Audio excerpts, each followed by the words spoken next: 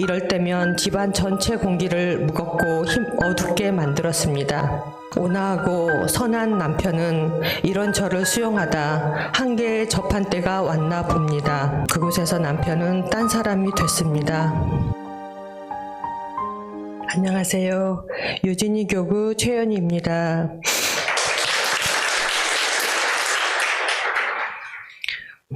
네, 저는 끊임없이 판단하는 자였습니다.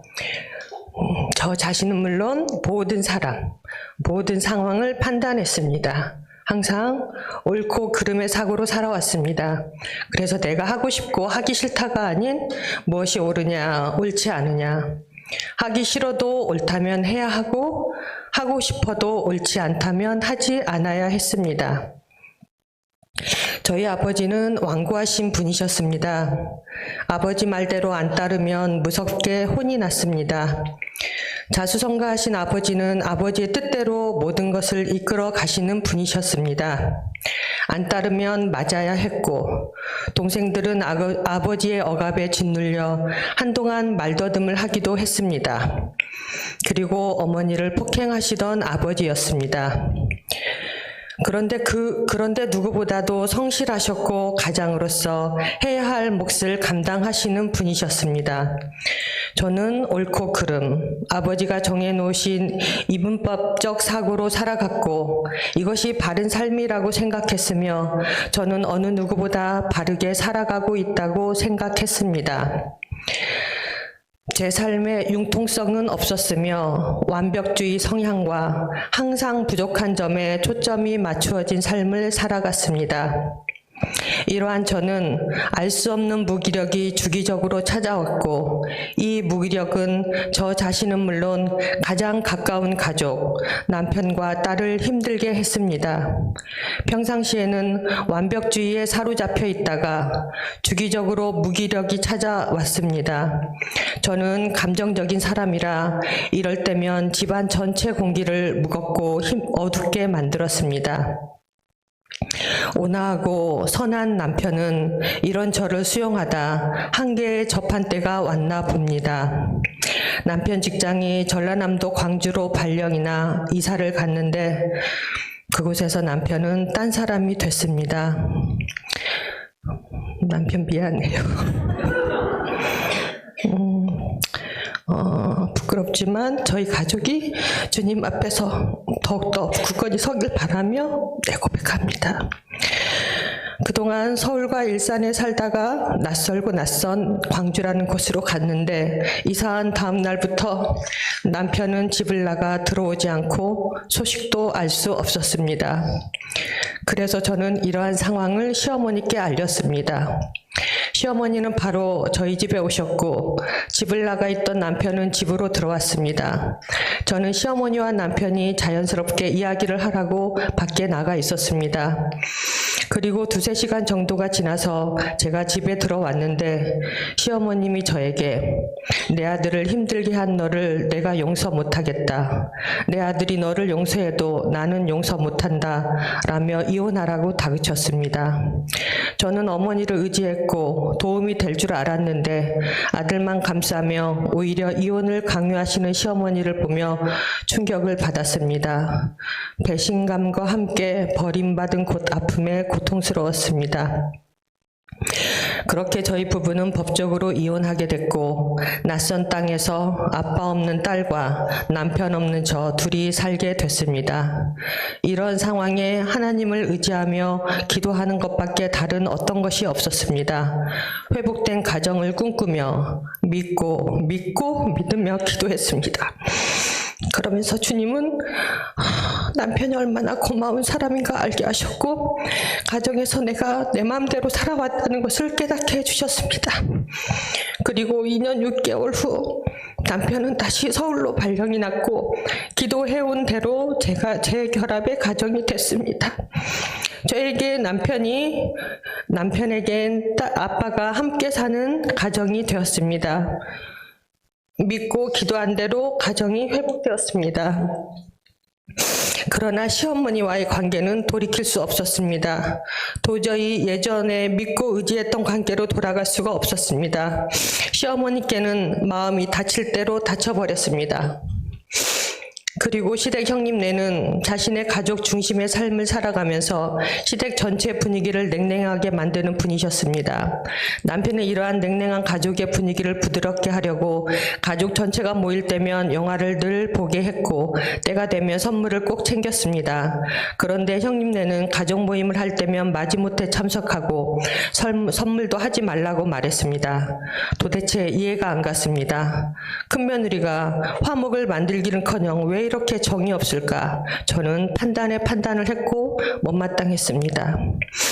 그런데 어웨이크에 가서 저는 완전히 무너져 내렸습니다. 그동안 내가 완전히 잘못 살아왔음을 깨닫고 오열했습니다. 특히 제가 사랑해야 할 사람, 가족들을 판단하면 안 되는 것이었습니다. 저는 일반적인 기준으로 제가 당연히 옳다고 생각했었습니다. 하지만 절대적인 신, 하나님의 기준에서 저는 악한 자였습니다. 그러기에 제가 아무리 옳다고 생각하는 삶의 자세로 열심히 살아가도 그것은 하나님의 축복의 통로가 막힌 저주의 삶이었습니다. 이것을 깨닫고 주님께 사랑할 수 있는 마음을 달라고 기도했습니다. 그러자 신기하게도 미운 마음, 서운한 마음이 제 마음에서 완전히 사라졌습니다. 어떠한 상황에서도 시어머니와 시댁 형님네가 믿거나 싫지 않게 됐습니다.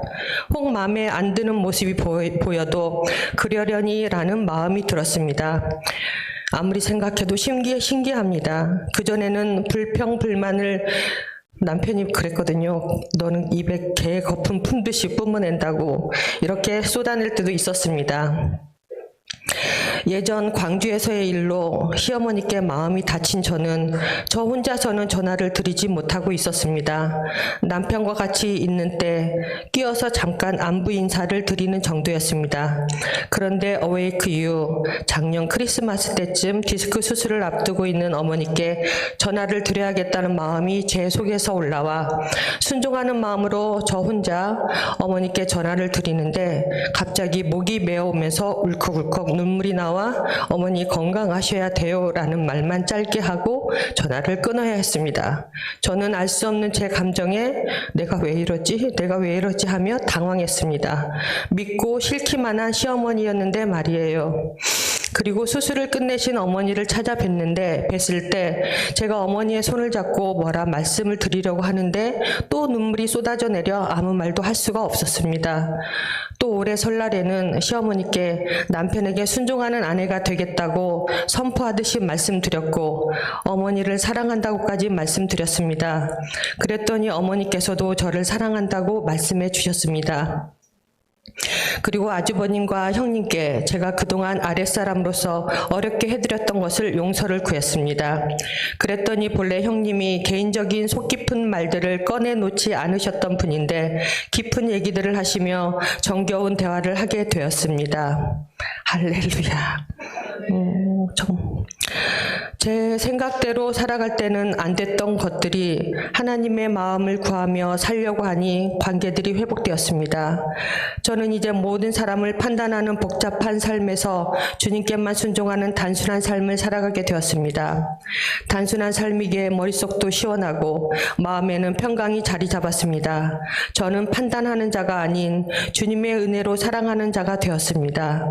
그리고 이제는 부족한 점에 초점을 맞추는 완벽주의자가 아닌 은혜를 구하는 자가 되었습니다. 그리고 어웨이크에서 방언을 받았습니다. 저는 방언을 사모하지도 않고 오히려 방언을 이상하게만 생각하는 사람이었습니다. 하지만 모든 은사가 열어지는 통로가 방언이라는 말들을 듣고 또 추천해 주시는 하늘의 언어라는 책을 읽고 어웨이크에 참여했습니다. 그래서 방언에 대한 마음이 조금 열린 상태에서 방언을 받았습니다. 그리고 그 후 금요예배에서 방언으로 기도하던 중 방언이 바뀌면서 제 속 깊은 곳에서부터 알 수 없는 눈물이 폭포수처럼 쏟아져 내리는 경험을 했습니다. 에베소서 5장 22절 말씀에 아내들이여 자기 남편에게 복종하기를 주께 하듯 하라는 말씀이 있지요. 요즘 저는 가끔 남편을 주님이라고 장난기 있게 부르기도 합니다. 그리고 남편과 우리 딸 모두 함께 웃는 일이 많아졌습니다. 저는 남편에게 순종하고 부모를 공경하며 형님을 형님 대우할 것입니다. 하나님께서 제 형님으로 세우셨기 때문입니다. 그리고 무섭기만 했던 친정 아버지를 위해 이제는 손잡고 기도드리고 안아드리고 있습니다. 이 모든 것이 어웨이크 이후에 기도 생활을 하며 일어난 일입니다. 하나님, 예수님, 성령님 감사합니다. 그리고 이러한 변화를 준 우리 하늘숲 교회를 자랑합니다.